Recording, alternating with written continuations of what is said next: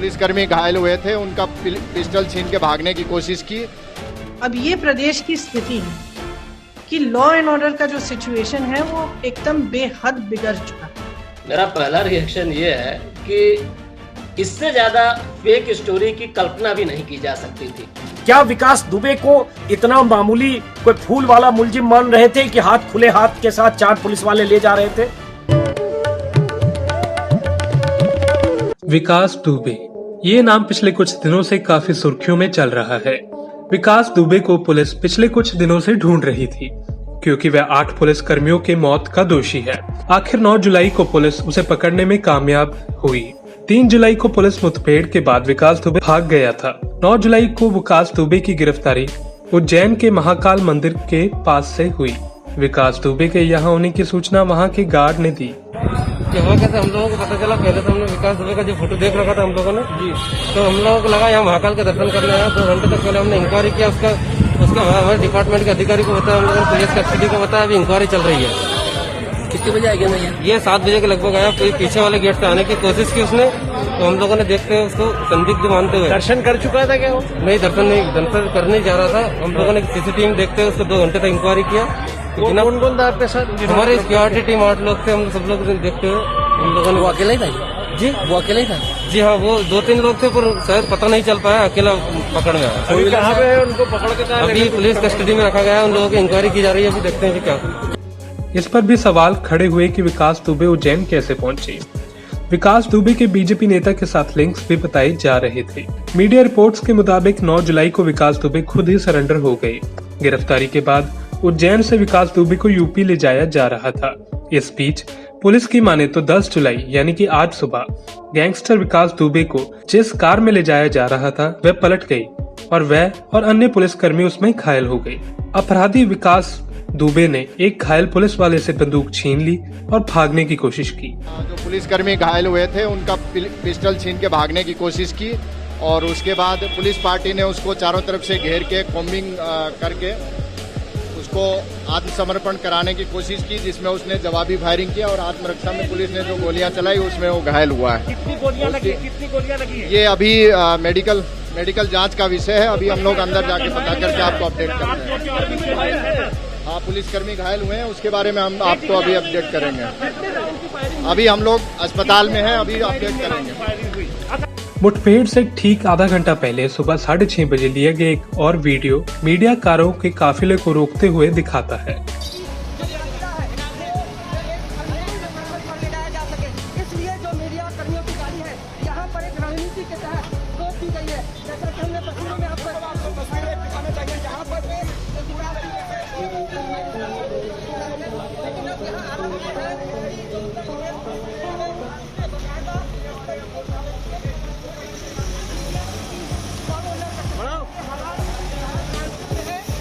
बड़ी खबर यही है कि कुख्यात विकास दुबे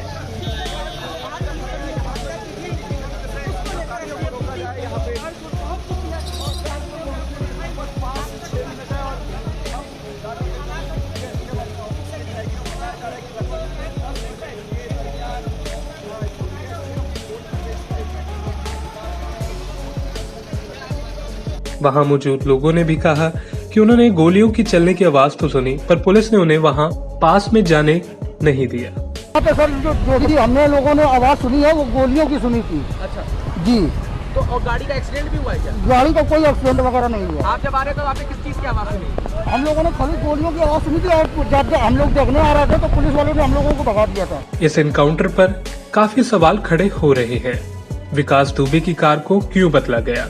इनकाउंटर के कुछ घंटे पहले सुबह 4 बजे एक टोल प्लाजा पर एक वीडियो में विकास दुबे एक अलग कार में बैठा देखा जा रहा है, लेकिन जो कार पलटी बाद में वह उसमें कैसे आ गया? दूसरा सवाल ये उठता है कि मीडिया जो पुलिस के काफिलों का पीछा कर रहा था उसे घटनाक्रम से 2 किलोमीटर पहले क्यों रोक दिया गया?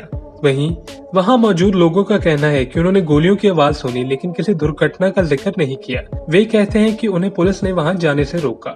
हत्या समेत 60 मामलों में एक खतरनाक अपराधी को हथकड़ी क्यों नहीं लगाई गई, ये भी एक बहुत बड़ा सवाल है। पुलिस का कहना है कि जब कार पलटी तो विकास दुबे बंदूक चुराने, बाहर निकलने और भागने में कामयाब रहे। वहीं प्रियंका गांधी वाड्रा ने यूपी सरकार से सवाल किए हैं और उनकी कड़ी आलोचना भी की है इस मुद्दे पर। सारा देश देख रहा है कि भाजपा सरकार ने उत्तर प्रदेश को अपराध प्रदेश में बदल डाला है। उनके अपने सरकारी आंकड़ों के मुताबिक बच्चों पर अपराध में नंबर 1 पे हैं, दलितों पर अपराध में नंबर 1 पे हैं, महिलाओं पर अपराध में नंबर 1 पे हैं, अवैध असलाहों और हथियारों के मामले में नंबर 1 पे हैं, हत्याओं में नंबर 1 पे हैं। अब ये प्रदेश की स्थिति है कि लॉ एंड ऑर्डर का जो सिचुएशन है वो एकदम बेहद बिगड़ चुका है। और इस स्थिति में विकास दुबे जैसे अपराधी फूल रहे हैं, फल रहे हैं। इनके बड़े बड़े व्यापार हैं, खुले आम अपराध करते हैं, कोई रोकने वाला नहीं है।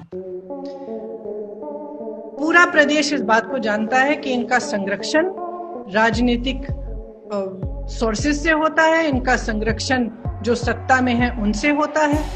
सब देख रहे हैं और सब जान रहे हैं। तो अब विकास दुबे के एनकाउंटर के बाद जो 8 पुलिसकर्मी शहीद हुए हैं, उनके परिजनों को हम किस तरह से भरोसा दिला सकते हैं कि उनको न्याय मिल रहा है, कि उनकी शहादत व्यर्थ नहीं हुई। कांग्रेस पार्टी की ये मांग है कि सुप्रीम कोर्ट के सिटिंग जज, एक मौजूदा जज द्वारा एक न्यायिक जांच हो, जो पूरे कानपुर कांड का पूरी तरह से उसमें जांच करके जो असलियत है वो जनता के सामने रखे। मीडिया में इस इनकाउंटर को फर्जी इनकाउंटर भी कहा जा रहा है और पुलिस पर भी लगातार सवाल खड़े हो रहे हैं। अभिसार शर्मा ने अपने शो में पुलिस द्वारा किए इस इनकाउंटर पर कई सवाल उठाए हैं। आज कोई ये सवाल नहीं पूछने वाला है मुख्यमंत्री योगी आदित्यनाथ से कि योगी जी इस तरह से, ये सुविधावादी तरीके से ये गाड़ी क्यों पलटी, क्यों मारा गया। ढेरों सवाल हैं और उन्हीं सवालों के साथ डॉक्टर एनसी अस्थाना से मैंने बातचीत की। जिस तरह से ये एनकाउंटर बताया गया है, आपका पहला रिएक्शन क्या है इस एनकाउंटर के बारे में सुन के? मेरा पहला रिएक्शन ये है कि इससे ज्यादा फेक स्टोरी की कल्पना भी नहीं की जा सकती थी। अभी कल ही इन लोगों ने बात की कि प्रभात मिश्रा का एनकाउंटर इन परिस्थितियों में हुआ कि उसने हथियार छीनने की चेष्टा की, उसके बाद भागा तो गोली के एक्सचेंज में मारा गया। एक बार माफ भी कर दूं कि प्रभात मिश्रा के केस में गलती हो गई, तो वही गलती एक ही दिन बाद कैसे हो गई? This is unbelievable. I mean too good to be true. ऐसा नहीं होता है रियल लाइफ में। मतलब कोई बहुत ही थर्ड रेट का फिल्म प्रोड्यूसर हो, वही इस टाइप की बनाया क्या? ऐसा नहीं होता।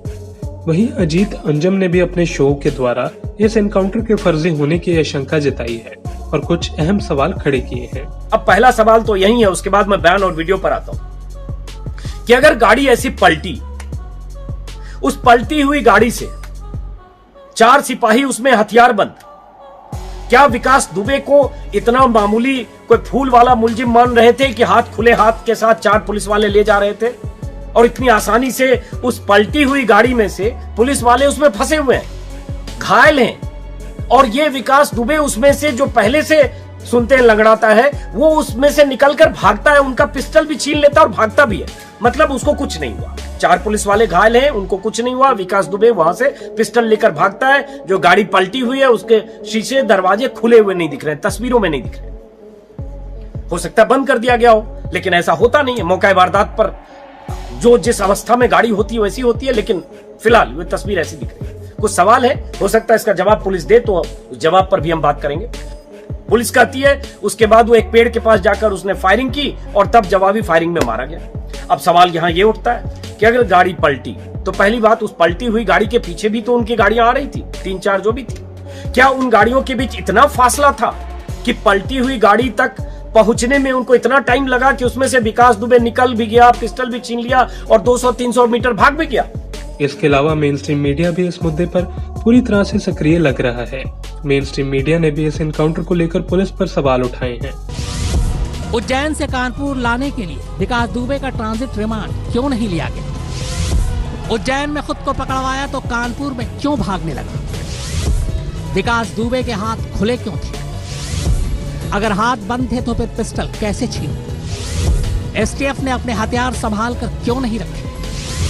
अगर गाड़ी पलटी तो विकास दुबे घायल क्यों नहीं हुआ, जबकि गाड़ी पलटने से 4 पुलिस वाले घायल हो गए? गाड़ी पलटने के बाद विकास भागने की कोशिश करता, ऐसे में गोली पीठ पर लगी। विकास को गोली सीने और सर में कैसे लगी? यानी गोली सामने से मारी गई। घायल 2 पुलिस वालों को गोलियां कहां लगी? एनकाउंटर से ऐन पहले मीडिया की गाड़ी क्यों रोक दी गई? एनकाउंटर से पहले विकास दुबे की गाड़ी क्यों बदल दी गई? क्या एनकाउंटर की जगह पहले से तय थी?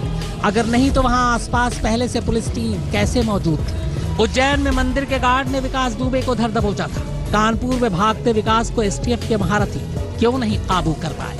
हम उम्मीद करेंगे कि सरकार और पुलिस इन सवालों के जवाब देंगे और सच देश के सामने रखेंगे। Bureau report, Punjab today TV. If you like our channel, please subscribe, and to get notifications about news, please click the bell icon.